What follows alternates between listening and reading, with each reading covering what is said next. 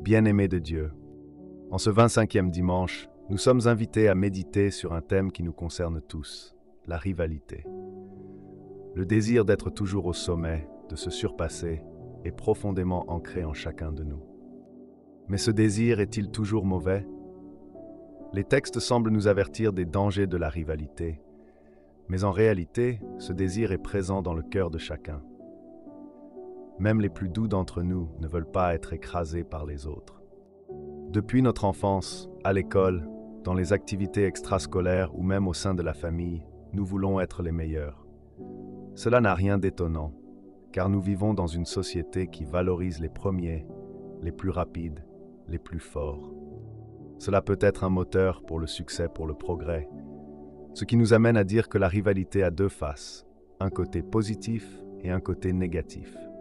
Les textes du jour nous éclairent sur ces deux aspects.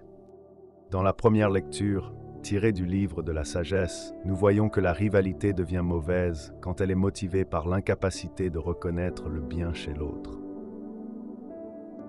Elle se manifeste par le désir de détruire ce qui est bon, simplement parce que nous voulons être au centre. Cette rivalité aveugle nous fait voir celui qui agit différemment comme une menace. Dès qu'une initiative ne vient pas de nous, même si elle est bonne, nous en devenons jaloux. Regardons le contexte de cette lecture.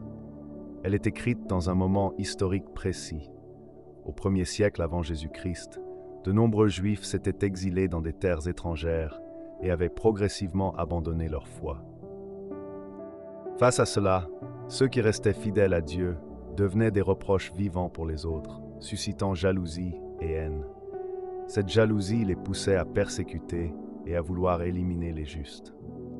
L'auteur de ce texte cherche alors à encourager les croyants persécutés à rester fermes dans leur foi, en leur rappelant que Dieu ne les abandonnerait pas.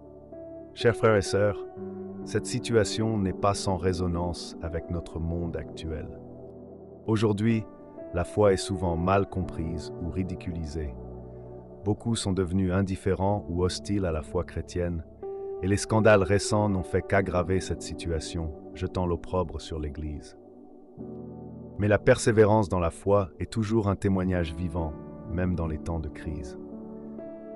Il est important de ne pas céder à la tentation de la rivalité destructrice, celle qui jalouse le bien et cherche à l'anéantir. Saint Jacques, dans la deuxième lecture, rejoint cette réflexion en nous avertissant « La jalousie et les rivalités mènent au désordre et à toutes sortes d'actions mauvaises. » Ce désordre peut se manifester sous la forme de médisance, de calomnie, de querelles, voire de violence. Ces comportements proviennent d'un désir insatiable de rester au sommet à tout prix. Mais face à cela, Saint Jacques nous propose une autre voie, la rivalité positive. Quelle serait alors cette rivalité positive? C'est celle qui n'est pas dirigée contre les autres, avec l'intention de les rabaisser, mais plutôt une rivalité avec soi-même. Cette rivalité saine nous pousse à nous améliorer, à faire mieux qu'avant, sans chercher à écraser les autres. Elle devient un défi personnel, un moyen de grandir et de s'épanouir, sans créer de division. C'est cette rivalité qui nous aide à ne pas abandonner après un échec, mais à recommencer avec persévérance. Et Jésus, dans l'Évangile d'aujourd'hui, nous enseigne une vertu fondamentale à ajouter à cette rivalité positive, l'humilité dans le service. Si quelqu'un veut être le premier, qu'il soit le dernier de tous et le serviteur de tous, nous dit-il. Cela renverse complètement la logique de la rivalité mondaine. Aux yeux du Christ, le plus grand n'est pas celui qui accumule pouvoir et richesse, mais celui qui se fait serviteur des autres. Le service, dans l'humilité, devient la clé pour avancer dans la vie chrétienne. Cela nous invite à nous interroger sur notre manière de prendre des responsabilités. Il est si facile de prendre une charge, que ce soit dans la famille, dans une association ou même dans l'Église, et de l'utiliser pour asseoir son autorité, pour se mettre au-dessus des autres.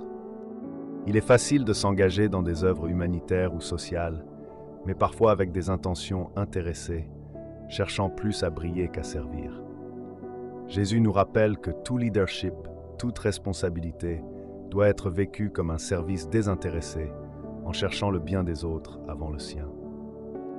Nous sommes donc tous appelés à adopter cette rivalité positive, une rivalité envers nous-mêmes qui nous pousse à grandir, à nous améliorer jour après jour, mais toujours dans le but de mieux servir notre prochain et non de le dominer ou de le mépriser. Que cette parole nous inspire à rechercher l'excellence, non pas dans un esprit de compétition destructrice, mais dans un esprit de service et d'humilité. Amen.